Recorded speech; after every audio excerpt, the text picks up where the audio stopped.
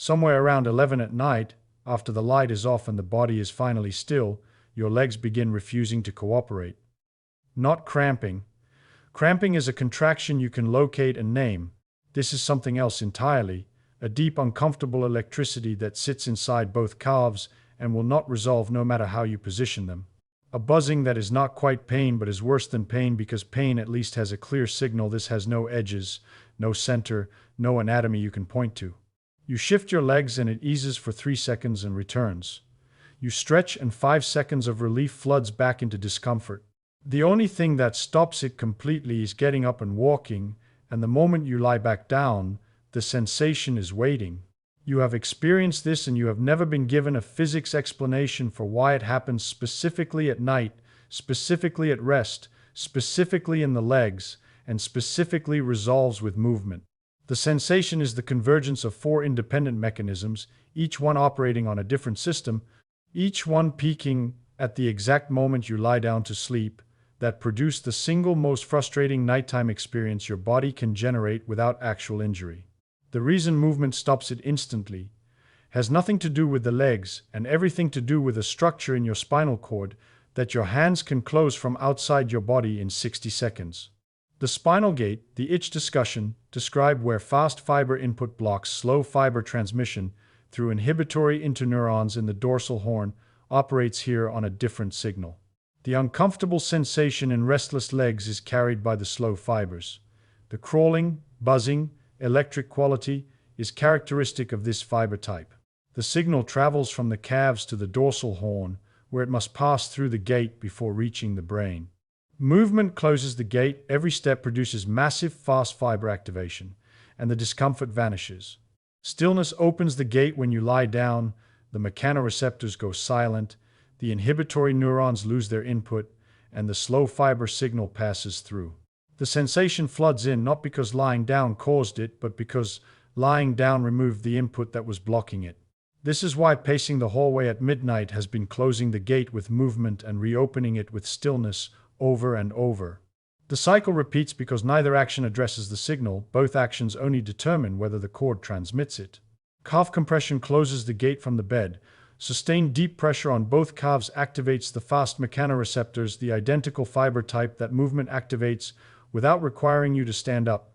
60 seconds of sustained bilateral compression provides enough input to close the gate and allow the inhibitory state to persist for minutes after the pressure is released, long enough for sleep onset to occur before the inhibition phase. Now, why the gate opens wider at night than during the day? Because the spinal gate is not the only mechanism operating on this signal. Dopamine production in the basal ganglia follows a circadian rhythm, peaking in the morning and declining through the afternoon and evening to its daily minimum between 10 at night and 2 in the morning. A small cluster of dopamine-producing neurons in the diencephalon, the A11 nucleus, provides descending dopaminergic modulation directly to the spinal cord. This modulation suppresses abnormal sensory processing in the dorsal horn during the day. When dopamine drops in the evening, the descending suppression weakens. The spinal cord's sensory filtering becomes less effective. Signals that were suppressed during the day when dopaminergic modulation was strong break through in the evening when the modulation is at its weakest. Identical legs, identical nerves, identical spinal cord, different dopamine level. The clock determines whether the signal gets through. This is why the legs are fine at noon and unbearable at 11 at night. The sensation is revealed by something that stops happening in the brain. The descending suppression that was keeping the gate partially closed all day withdraws as dopamine drops, and the gate opens wider at precisely the moment you lie down and remove the movement-based fast fiber input simultaneously. 2 gate opening events converging at 1 hour. The convergence explains why the sensation often worsens during the transition from active evening to bed, the period between stopping activity and actually lying down. Sitting on the sofa watching television at 10 at night is a partial gate opening. The movement has stopped, fast fiber input reduced, but some postural muscle activation remains. Lying down completes the opening, the postural activation drops to 0, the fast fiber input drops to its minimum, and the full signal passes through. The viewer who notices the legs becoming restless on the sofa but worsening dramatically when they lie down is observing the 2-stage gate opening, partial on the sofa, complete in bed. If you notice the sensation arriving earlier in the evening on exhausting days when fatigue has depleted dopamine faster than usual, you are observing the clock's influence on the gait. Caffeine and alcohol interact with the gait through the dopamine pathway. Caffeine blocks adenosine receptors that would otherwise inhibit dopamine release. Withdrawal from caffeine removes this facilitation, temporarily reducing dopaminergic activity. Alcohol initially facilitates dopamine release but suppresses it during the withdrawal phase. Hours later, the legs becoming restless at 3 in the morning after evening. Alcohol is the rebound suppression arriving at the deepest point of the circadian dopamine trough. The two troughs compound each other. Temperature of the legs at bedtime interacts with the gait in a way the cold feet discussion makes predictable. Cold legs produce vasoconstriction. Reduced blood flow means reduced clearance of the metabolic irritants accumulating in the interstitial spaces, which means a stronger peripheral signal reaching the cord. Warm legs produce vasodilation, improved blood flow, improved clearance, weaker peripheral signal. A warm bath before bed reduces the restless sensation through the vascular effect on the peripheral signal, the warmth dilating the vessels, flushing the calves with blood that clears the accumulated fluid and metabolites, reducing the signal at its source before the gait question arises.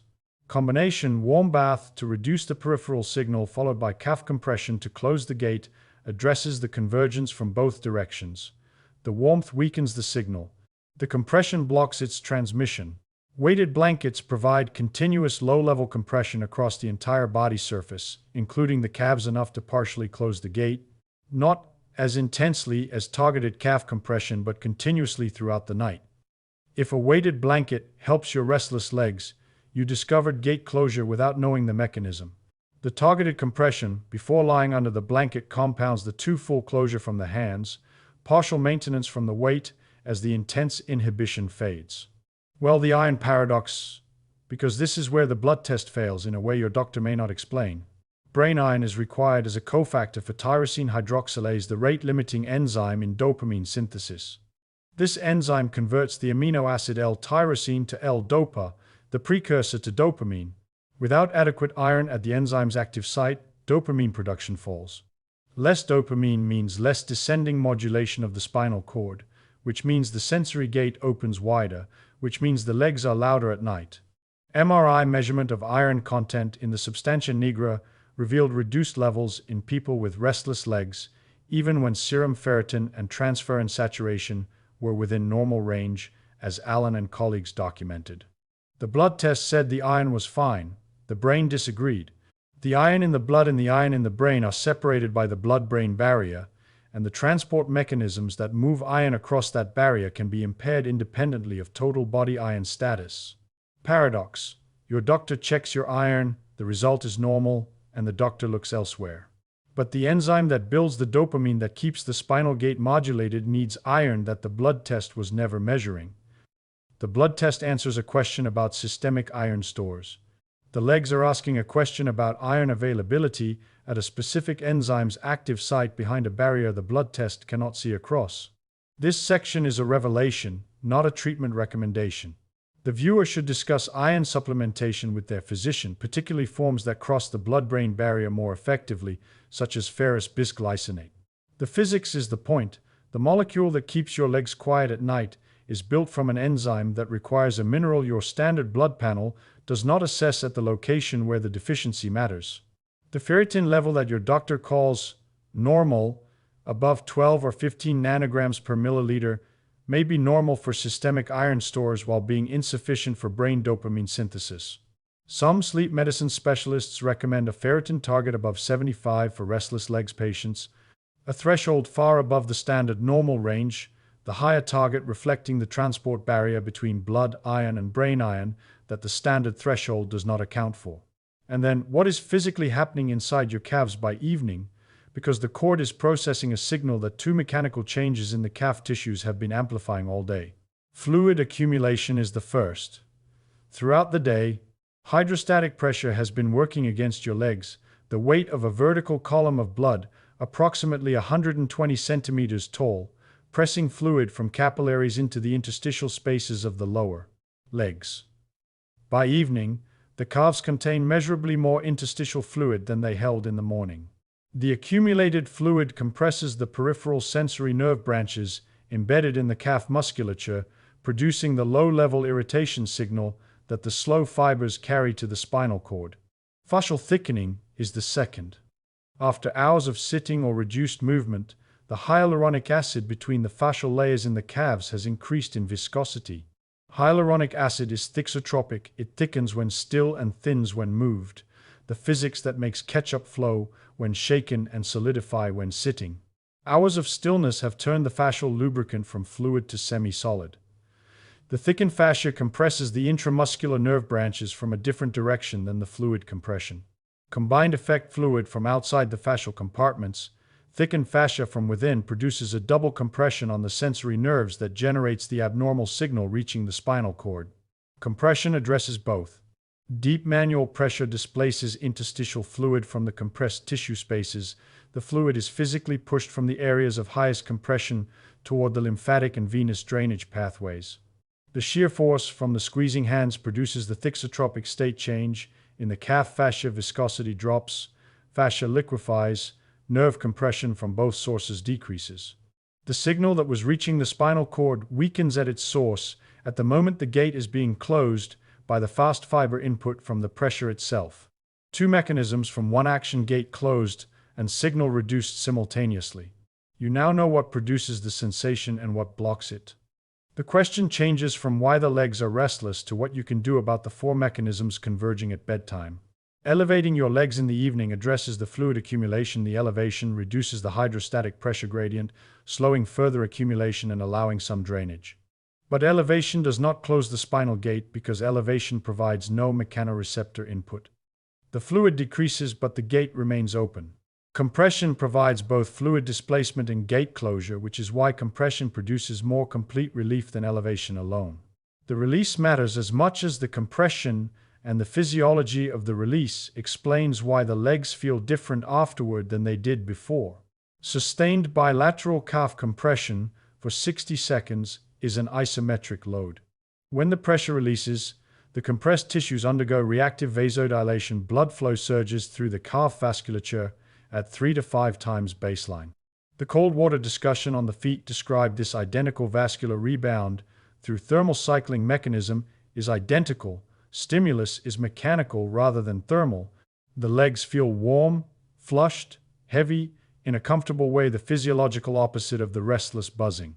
Release also triggers a local parasympathetic shift.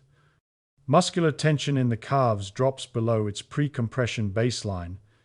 The vascular bed dilates beyond its pre-compression diameter.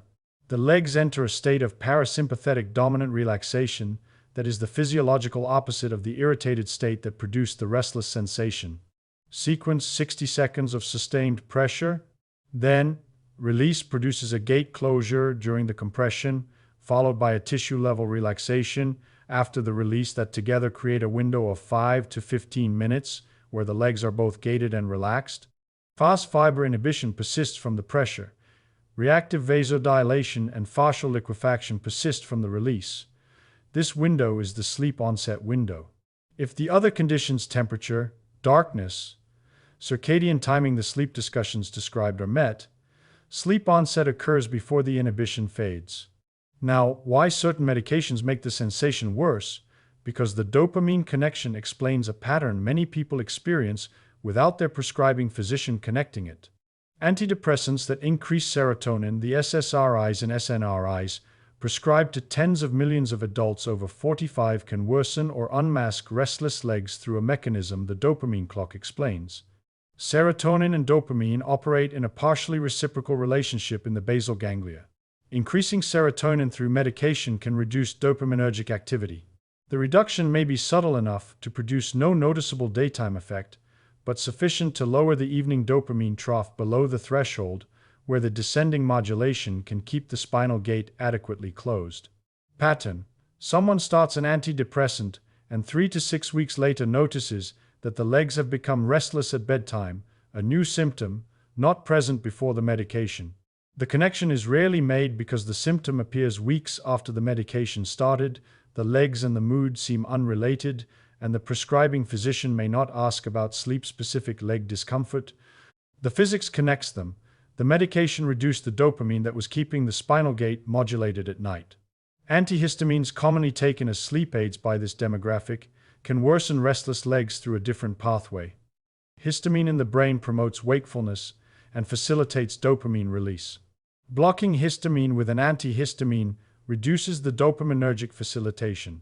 The viewer who takes diphenhydramine to help with sleep may be trading drowsiness for restless legs, the antihistamine producing sleepiness through histamine blockade, while simultaneously lowering dopamine enough to open the spinal gate.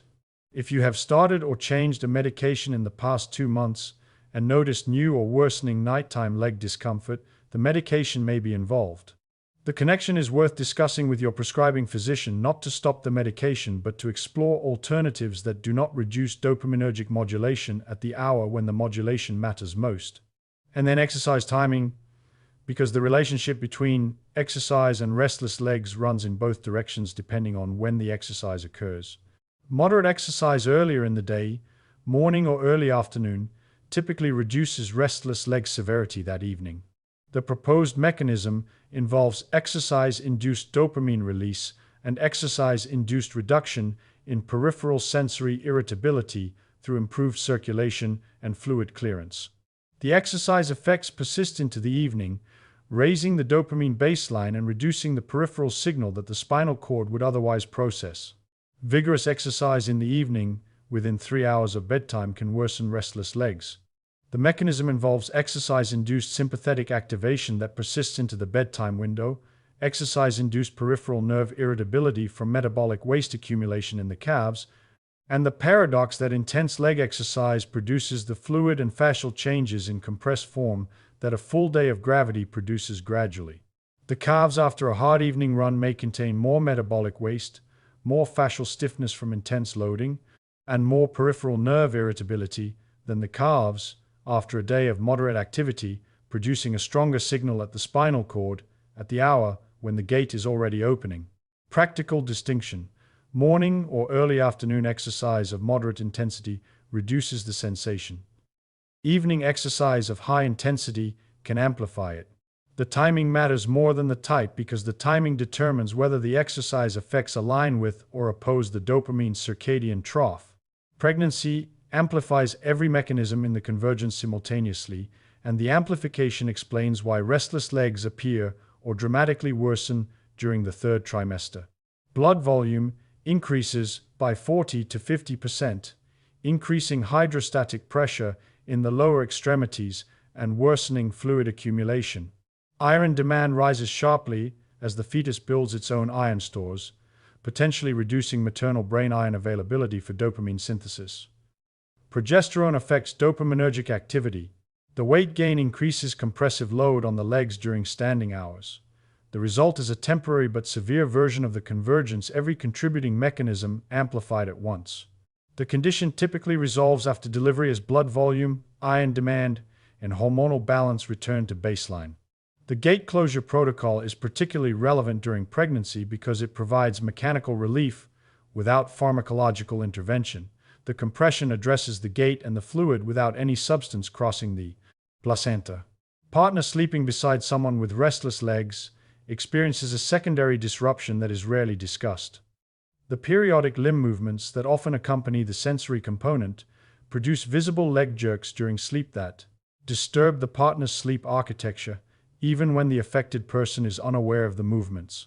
The compression protocol benefits both sleepers. The gate closure that reduces the sensory discomfort also reduces the motor output that produces the involuntary jerks, because both the sensory and motor components are modulated by one spinal gate mechanism. There is a reason the protocol specifies bilateral compression both calves, not just the one that feels worse, and the reason involves how the spinal cord processes the gate signal. Dorsal horn segments that process sensory input from the calves receive bilateral modulation. Inhibitory input from one side partially influences processing on the other.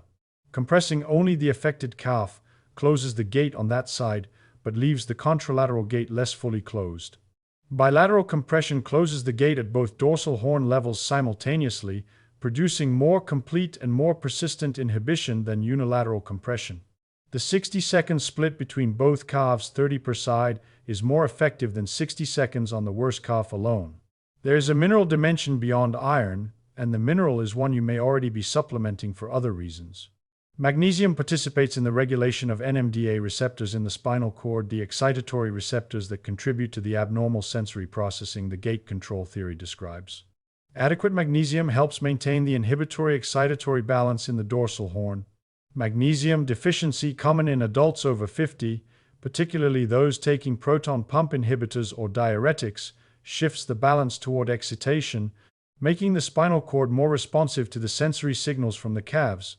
Connection to restless legs is not as directly documented as the iron-dopamine pathway, but magnesium supplementation has shown benefit in some clinical observations, particularly in older adults whose dietary magnesium is below recommended intake.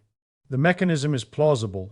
If the dorsal horn is more excitable due to magnesium deficiency, the sensory signals from the calves produce a stronger gate opening effect than they would in a magnesium-replete cord.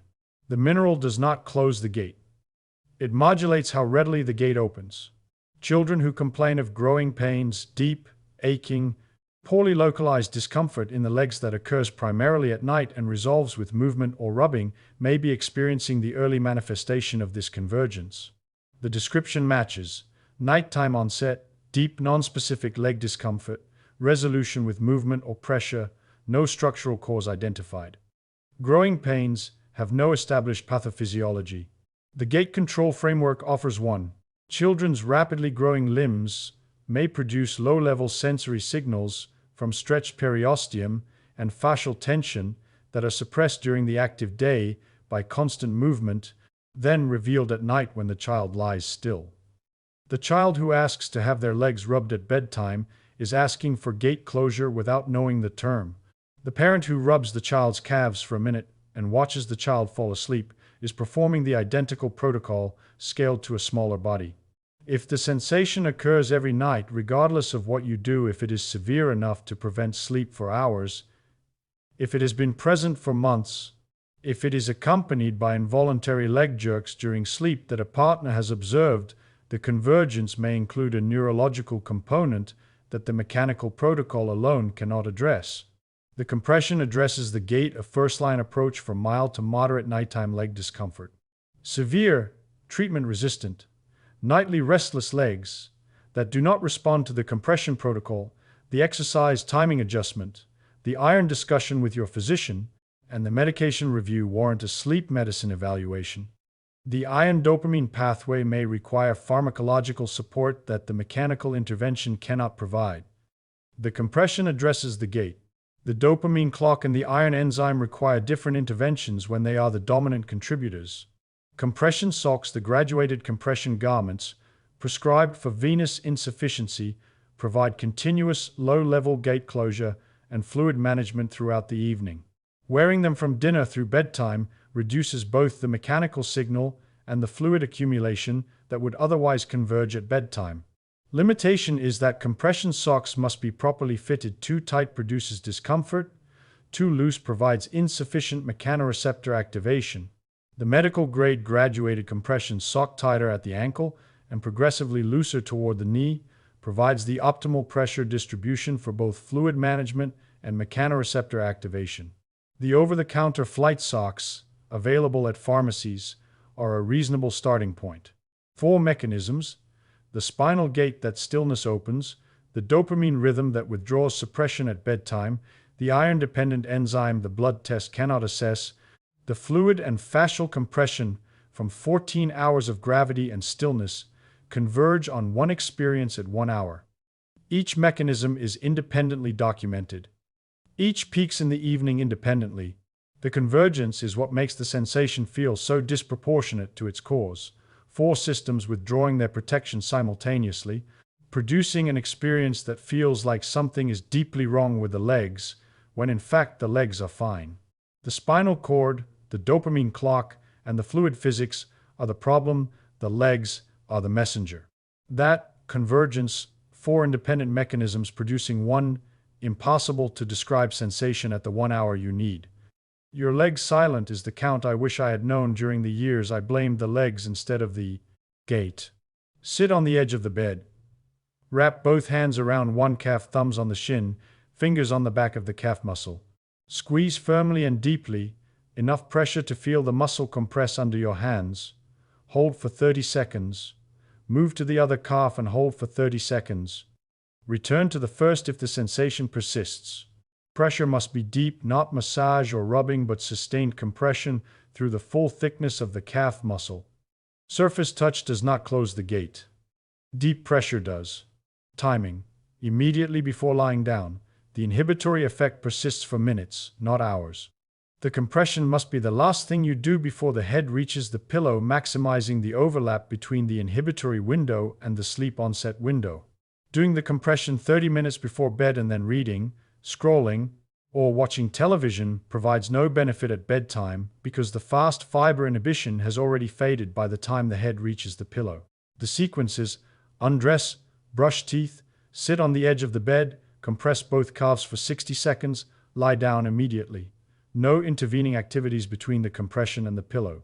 Having a partner compress the calves while you are already lying in bed eliminates the muscular effort of self.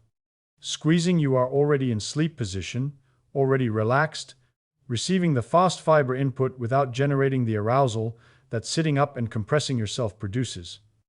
The gate closes while you are already where you need to be. If no partner is available, a foam roller placed under the calves while lying in bed provides sustained pressure from body weight, less targeted than hand compression, but continuous and effort-free. The weight of the calves pressing into the roller activates the deep mechanoreceptors without requiring you to squeeze. Nightly. The mechanisms that produce the nighttime sensation, dopamine, circadian drop, fluid accumulation, fascial thickening, recur every evening. The intervention must match the recurrence. The compression is a nightly gate closure that creates the sleep onset window the restless legs were preventing, like brushing teeth, a nightly intervention for a nightly recurrence, not a one-time fix. The protocol takes 60 seconds. The window it creates lasts 5 to 15 minutes. The legs that have been keeping you awake for years require less than 2 minutes of your hands to go quiet. 60 seconds on both calves, then lie down. The gate is closed. The window is open. The legs are quiet, not because they healed, not because the dopamine returned, not because the iron arrived, but because your hands told your spinal cord to stop transmitting the signal that was keeping you awake. After years of pacing hallways at midnight wondering what was wrong with my legs, the intervention I did not expect to find in a 1965 neuroscience paper was that nothing was wrong with my legs. The gate was open, the squeeze closed it, and the legs were never the problem.